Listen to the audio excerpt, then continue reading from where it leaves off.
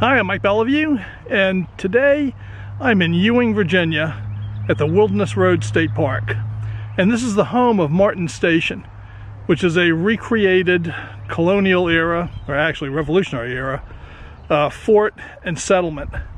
This is in the Powell Valley, and it's right exactly where Virginia, Tennessee, and Kentucky come together. The station here at Martin Station was founded by Captain, later General Joseph Martin. He first attempted to found the station in 1769, but he was driven off by Indian troubles and didn't return until 1775. But other famous events happened in the area in the interim. In 1774, Daniel Boone attempted his first settlement of Kentucky, but he was driven back when his son James was killed by a party of Delaware, Shawnee, and Cherokee Indians right near the position of the fort. The raid at Martin Station is a fully featured 18th century event. It includes, besides the station itself, 18th century camping. It has a native village, a market fair, various speakers, presenters, but there is no doubt that the centerpiece of the event are the two battle reenactments, one in the afternoon and one in the evening. And that's what we're going to really talk about in this video. Martin Station was founded just as the Revolutionary War was getting started back in the East.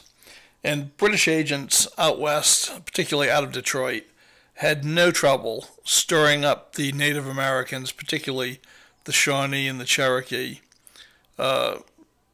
to incite them to drive out the Americans and to regain their land. And that's basically the background around the raid at Martin Station. In the reenactment, there are two battles, an afternoon battle and an evening battle.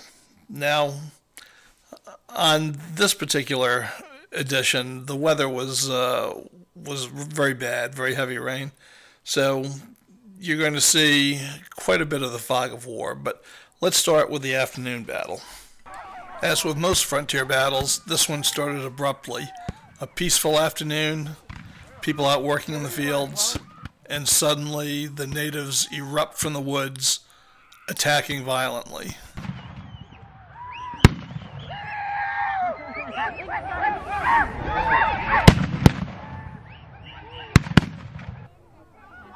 The Native Americans are accompanied by British officers acting as advisors and providing supplies. You can see them in the red coats running along with them here.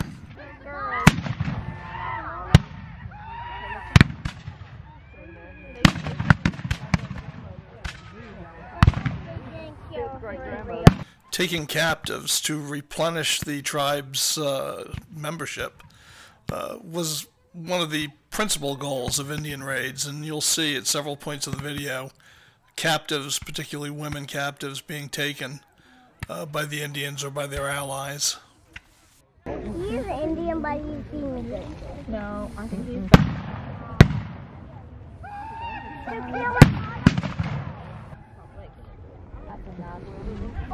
Oh.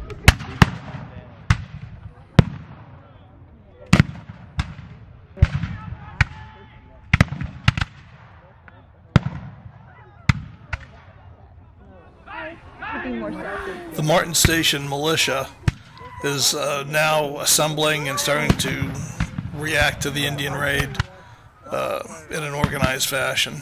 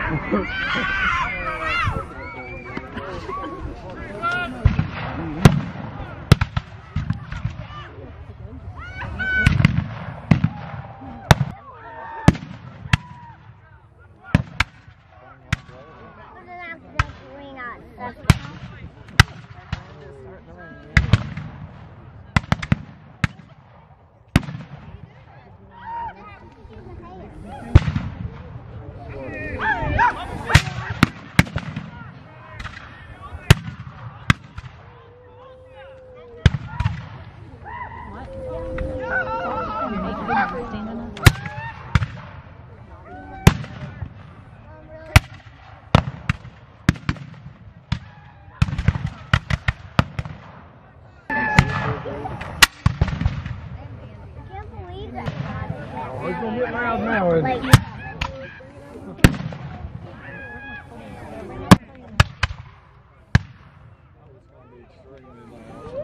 let's go with rock.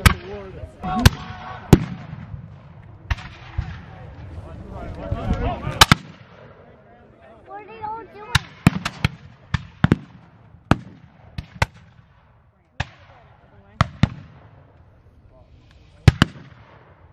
Why are they moving the dead out away? By the cannon.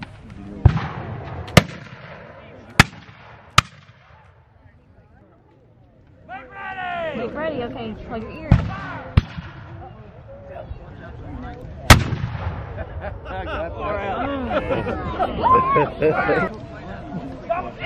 Try closing in.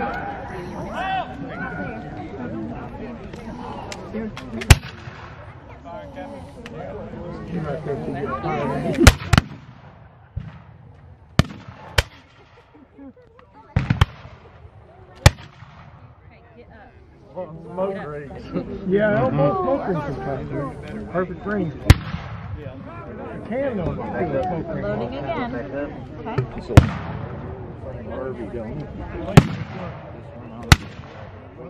Leave the Yeah, a little bit. dead now. Alright, ready? Somebody said he's in half. Yeah, he's not real good. His heart's only at 40%. Really? Yeah. Plan, you might be short, but yeah. And he's stubborn.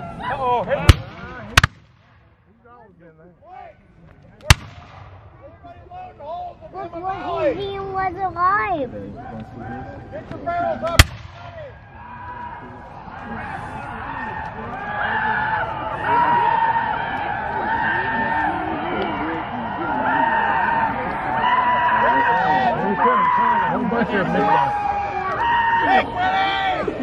Fire!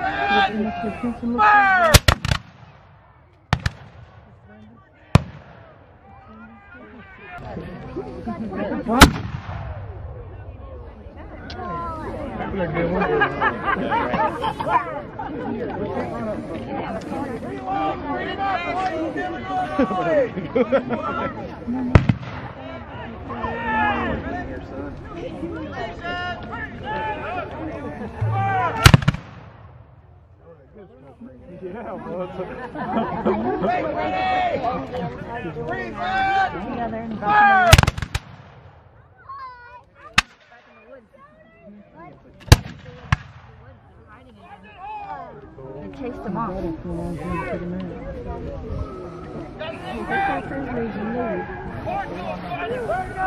Why are they yelling?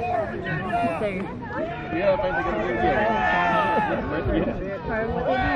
I see it now. I see the big wheel and the cannon. I think I know why. That's because this kid is funny.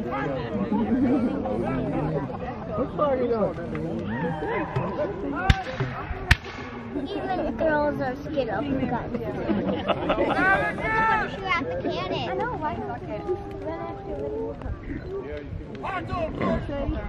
What? Alright, hold on, hold your ears.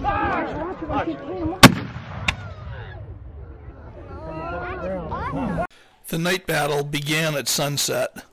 It started with a lone native scout slipping into the pasture to cover a cabin. And the next thing we knew, ghostly shapes were emerging from the forest, running across the field, and the attack had begun.